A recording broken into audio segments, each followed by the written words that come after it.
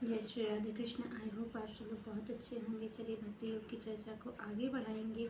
श्री कृष्ण क्या कहते हैं भक्ति योग में। तो यहाँ पर श्री कृष्ण बता रहे हैं कि उन्हें किस तरीके के भक्त प्रिय हैं और उन्हें अत्यधिक प्रिय भक्त कौन सा है। क्योंकि यहाँ पर इस श्लोक में भगवान ये कह रहे हैं कि अगर कोई इस तरीके का होता है भक्त, इस आचरण को करता है, तो श्री कृष्ण कहते हैं वो मुझे अत्यधिक प्रिय है।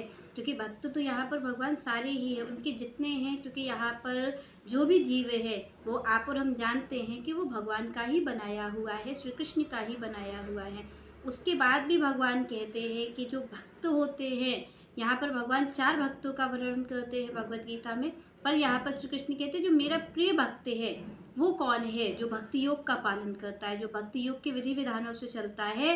भगवान कहते हैं जो मुझसे प्रेम करता है, मुझे ही सब कुछ मानता है। तो श्री कृष्ण कहते हैं ऐसा जो भक्त है वो मुझे अत्यधिक प्रिय है। क्योंकि यहाँ पर सारे ही उनके बनाए हुए हैं। उसके बाद भी जो श्री कृष्ण को ही चाहता है, जो श्री कृष्ण से नहीं चाहता, श्री कृष्ण को ही चाहता है, भगवान कहते हैं जो ऐसा भक्त है वो अत्यधिक मुझे प्रिय है। तो यहाँ पर भगवान ने श्लोकों को कहा है। उन श्लोकों में भगवान ने अलग अलग भक्त, जिस तरीके का जिसका लेवल है, उस भक्ति के हिसाब से भगवान ने मार्ग दिया है कि अगर कोई इस तरीके से भक्ति नहीं कर सकता है तो ये कर ले। तो यहाँ पर भगवान ने कई मार्ग दिए। अब भगवान भक्ति योग के सार रूप में क्या कह रहे हैं, इस श्लोक को आप और हम जानेंगे कि आखिर भगवान ने भक्ति योग का सार क्या कहा है। तो यहाँ पर श्री कृष्ण कहते हैं ये तो धर्म अमृतम इदम यथा उक्तम पर्युपासते श्रद्धा दाना मत परमः भक्तः ते अतीव में प्रिया। भगवान ने यहाँ कहा कि जो भी मैंने इस भक्ति योग में बताया है, जो भी मैंने इस अमर पथ का, भगवान कह रहे हैं अमृत मिदम, भगवान ने कहा कि जो भी इस अमर पथ का,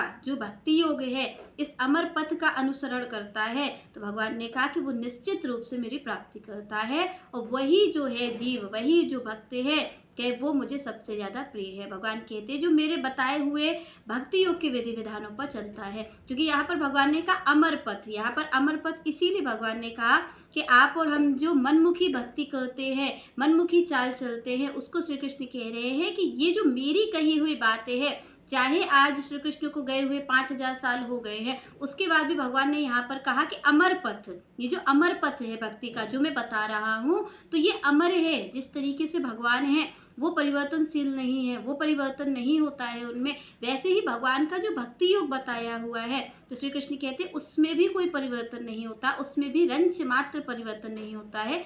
जो श्री कृष्ण कहते हैं अगर उस भक्ति योग का पालन नियमित रूप से कोई जीव करता है, तो श्री कृष्ण कहते हैं वो जो जीव है, वो जो भक्त है, मुझे अत्यधिक प्रिय है। श्री कृष्ण कहते हैं इस अमर पथ का, क्योंकि यहाँ पर आप और हम क्या करते हैं कि हम अपनी मनमुखी चाल चलते हैं। भगवान कुछ कह रहे हैं, आप और हम कुछ कर रहे हैं। भगवान यहाँ पर कुछ अलग नियमों की बात करते हैं और आप और हम अपने हिसाब से नियमों को बनाते हैं। पर भगवान ने यहाँ पर क्या कहा कि जो इस अमर पथ का, अमर मतलब इसमें कोई चेंज नहीं हो सकता, जो भगवान कह रहे हैं वो चाहे कोई भी युग आ जाए वही नियम रहेगा। तो यहाँ पर भगवान ने कहा कि जिस जो अमर पथ है, जो मेरा भक्ति योग है, ये ऐसा नहीं है कि केवल सतयुग त्रेता द्वापर में ही हो सकता है। क्योंकि आप और हम क्या कहते हैं कि अरे तब तो भगवान मिल गए, अब नहीं मिल सकते। क्योंकि आप कई लोगों के मुख से ये सुनते होंगे, अरे उस ध्रुव जी को तो भगवान की प्राप्ति हो गई थी, प्रहलाद जी को तो भगवान की प्राप्ति हो गई थी, पर हमें नहीं हो सकती क्योंकि कलयुग है। पर यहाँ पर भगवान ने क्या कहा कि ये जो अमर पथ है, ये जो उनको प्राप्त करने का जो मार्ग है,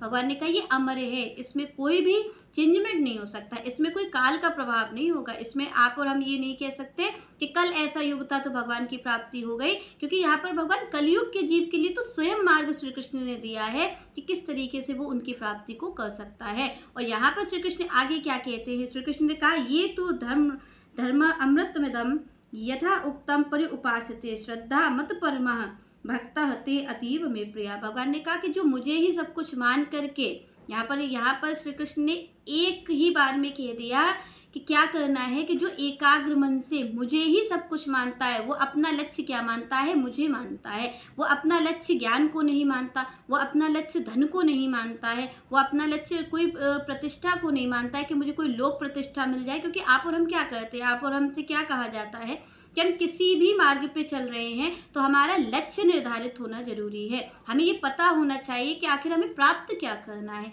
किस चीज़ के लिए हम मेहनत कर रहे हैं। क्योंकि एक जो विद्यार्थी भी पढ़ता है उसका भी एक लक्ष्य होता है कि मुझे इस लक्ष्य को पूरा करना है, मुझे ये बनना है, तो वो उसी चीज़ की पढ़ाई करता है। अगर किसी को डॉक्टर बनना है तो वो डॉक्टर की पढ़ाई करेगा, किसी को इंजीनियर बनना है तो वो इंजीनियर की पढ़ाई करेगा। तो सबसे पहले भगवान ने कहा कि लक्ष्य निर्धारित होना चाहिए, आपको करना क्या है, आप क्या करना चाहते हैं। क्योंकि आप और हमें क्या है, क्योंकि हमारा अपने आप से परिचय नहीं है, इसलिए आप और हम क्या करते हैं कि जो हमसे जिस तरीके का मार्ग देता है वो आप और हम चल पड़ते हैं। तो यहाँ पर श्री कृष्ण ने कहा कि उसका लक्ष्य एक ही होना चाहिए, वो है स्वयं श्री कृष्ण।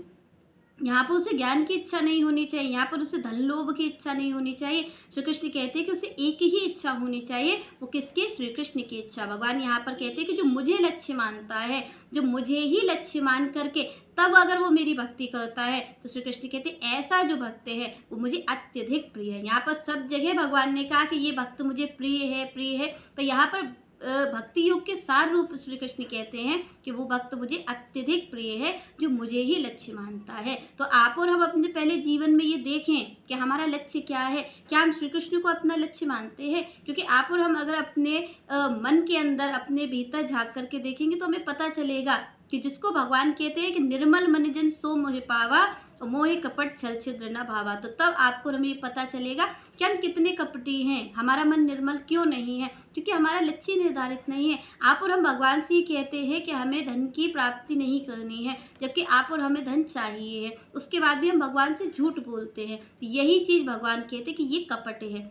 अगर आपको धन चाहिए है तो भी आप श्री कृष्ण से ही मांगिए, अगर आपको ज्ञान चाहिए है तो भी आप श्री कृष्ण की शरण में जाइए। क्योंकि भगवान कहते हैं कि भाई उन्हें हर जीव स्वीकार है, उन्हें जीव स्वीकारने से समस्या नहीं है, उन्हें समस्या है ये आप और हम जो कपट करते, होता कुछ है और कहते कुछ है। तो आप और हम भगवान के सामने ये स्वीकार करें कि हाँ हम में ये कमी है, हम आपको लक्ष्य ना मान करके हम धन को लक्ष्य मान रहे हैं। पर आप हम पर ऐसी कृपा करिए कि एक वो दिन भी आए जिससे कि हम आपको अपना लक्ष्य बना सके, आप ही हमारे प्राणधन हो जाए। तो ऐसे आप और हम जब श्री कृष्ण से प्रार्थना करेंगे तो वो हमारी प्रार्थना को जरूर स्वीकार करेंगे। तो जो भक्त को भगवान मार्ग दे रहे हैं भक्ति योग में आप और हमारे लिए, उस पर आप और हम चल भी सकेंगे। चलिए नेक्स्ट चर्चा हम नेक्स्ट वीडियो में करेंगे। तब तक के लिए जय श्री राधे, जय श्री कृष्ण।